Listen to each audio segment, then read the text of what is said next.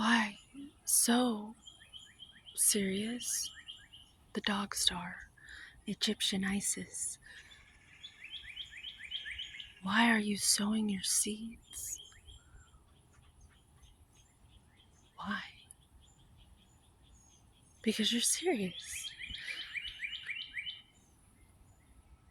And if you're serious, that fruit's gonna taste real good once it starts to grow off that tree. It'll just land right in your hand. That's why it's so serious. So, just remember these movie programs are just suggestions, and you can just change the way you see things. It's that easy. It's that simple. Hollywood is now Follywood. It's all folly. Sympathetic magic.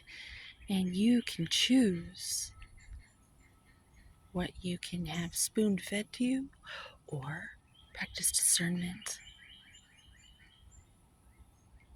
Quantum mechanics. CERN. Discern. You know? Those who know, know. But anyways, why so serious? Because you're supposed to be serious about the seeds you sow, or you're not going to have a good harvest. Right? Or you just be like a bird and fly from tree to tree, eat the fruit, crap a little bit maybe, and spread some seeds and trees will grow. I believe in that too.